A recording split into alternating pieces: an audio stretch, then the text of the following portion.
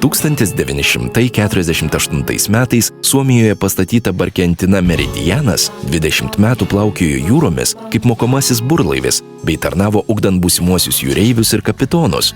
1968 metais laivas buvo nurašytas, tačiau tuo jo istorija ne tik nesibaigė, bet pasuko nauja vaga, kuri lėmė, kad Meridianas tapo neatsiejama Klaipėdos miesto kraštovaizdžio dalimi bei uostamiesčio simboliu.